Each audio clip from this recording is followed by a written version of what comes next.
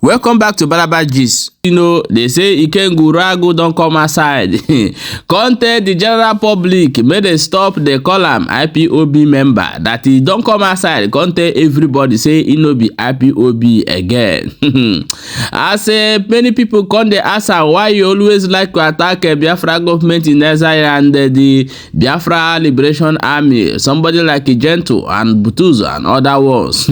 No be smart, you know, now he can explain. Say because they are into criminality, that's why he attack them. As that one they happen, one of Biafra government in exile member, whether they call Diolamma, don't still come outside. The contact say that the way they do something for this Biafra struggle, say he not understand anything again. Say as he stand right now, he want stand the part where they talk the truth and they give everybody what they do bad. Woto. Now I'm going to play the two videos may you watch before we go jump enter inside another Ikenga news where we get for our table today. Stay tuned and watch these videos. And by Ekenemo, Afam Ikenga Uruagu. When we fed the Okemba, Njuwe Potano to you. And that chunky again to Fuma. Before the Madakanaju, a bomb member of IPOB, Konamabro. Akam Sonande Neme Ihe Biafra. On a meso. Ekubugomie before. Man all the cooking back and kuku again. Makanda Amaro. A borom member of IPOB. I used to Manaketa. Esim IPOB poor. Otego. And the Bosimpo. Apotapanum Puana me metago. Omwero nye cholum. Omweri for John Mel. Ejimakam lugido ikegum mpo. So achopotam a whole lot of people na be pokum on X, that's on Twitter. Mpo about IPOB, mpo about Onya, for the same mpo about Ikonso. Mekuzna so about Gentle. Na Gentle used to be Mwabe Ikonso. Hey. Gent, Obono we finish Selgon IPOB DOS. That's your business. Another was an IPOB, and I can work with members. Mona have friends, and if you ever has a friend, but I'm number Mona Hano, or where anything they against the law, for Hannah. So Mona haka bo or you well today. Mona haka ne well today. So obona gema makana gena ha de honama e chozia kam potabia ku e ha bo ezoku. Go we bolo na mo ihe niile. I will not do it. Abum somebody. A lot of people know that down DOH. They trusted me because I'm a confidant. They trusted me because I'm on what it takes to protect information. They trusted me because when we go to discussion with me, you will never hear it outside. And anything before God been anywhere. Or when any member sing other leadership, but I say Ikenga mbia kaije buo madu. Even put online to threaten Onyem Philo Basumiwe, they will call you to bring that video down. Makani wero right to threaten anybody. So, ihe njuwe puti kuoku anu abo makande nasim kuo makadosh. Kuo maka onye wanu. Amaro me kuoku nobo na major evidence. Onwero okunku today. Ese mukeri evidence ma ye weputa. So achonkunu buli ha no obi makande amaho abro member of IPOB esoro zimemi he Biafra ife mu na emebo ife ga eme ka ala Igbo dị mma and the mma de na emeshi ike ife na achubu ndị oshi. So long as na nka dị ndụ onwere onye oshi that will brave in Igbo land. If I be in Nobody is paying me. Onwere onye na-akwụ m ụgwọ. Mana ama m ife nji eme ya. Ife nji eme ya bụ ka n'Igbo dị mma. Ife nji eme ya bụ ka n'Igbo baalụ mụ na gị uru. Ife nji eme ya ka anyị nwee ebe ụmụ anyị ga-anọ. Ife nji eme ya bụ ka ọ dịrị ewu na ọkụkọ mma. Ife nji eme ya bụ ka ọ dịrị onye ukwu mma dịrị onye nta mma. Anara m eme ya n'ọmụ kachacha mala ife. Anarakwana m eme ya na ndị above mistake. Anarakwana m eme ya n'abụka m ezigbo mmadụ. Mana ife nji eme ya bụ because n'ife o kwesịrị ka mme. And ana m akpọ onye ọbụla si na onye Igbo. Pụtanụ ka anyị ncha nụgba ọgụ anụma. A na-ebu ụzọ zọta ana wee zọba ute. Ọ bụrụ ije ị na-azụ ute, ị ya zọta ana ebe ya atụ ute.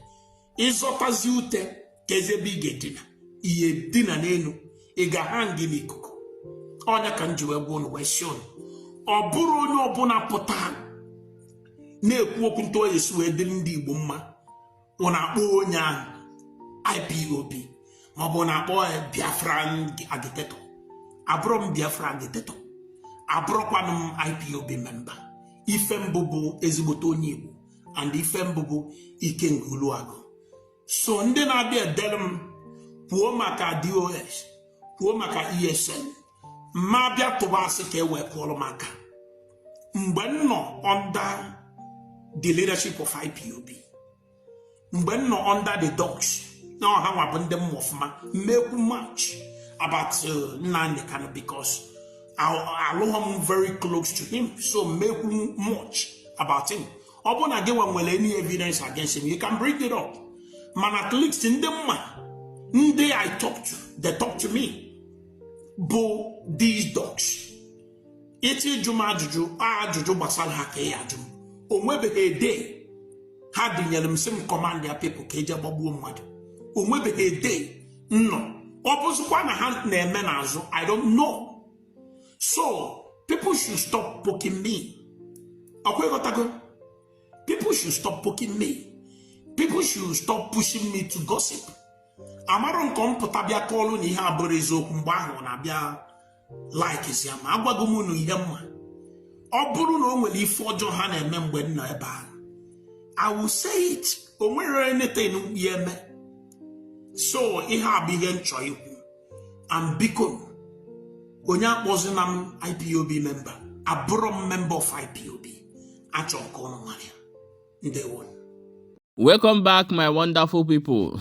You know, say sometimes people go say they are not IPOB member, but the question is, what is the meaning of IPOB? Is it not the indigenous people of Biafra? That means you should come outside and tell the general public that you are no longer interested in being a part of Biafra.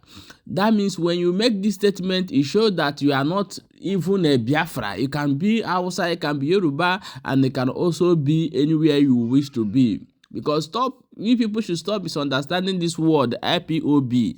IPOB means indigenous people of Biafra. That is the meaning of IPOB. So saying you are not a member of IPOB, that means you are no longer interested or you are not a Biafran. So you should claim Yoruba or you should claim Hausa. So next time anybody is coming out to make this kind of declaration, should set this record straight. My people, let me also play the second video from Diolamma. More na here waiting talk for this video. Can you go do?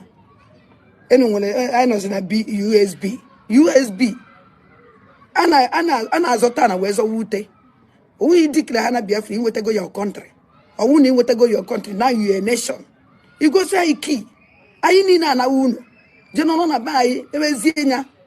Mana dipe ndu na chia chanchari na ini no. Obodo knows. You are on another person's country. When I know your country. If you're a country, go home. If you're a country, go home. Not bad in a beggy.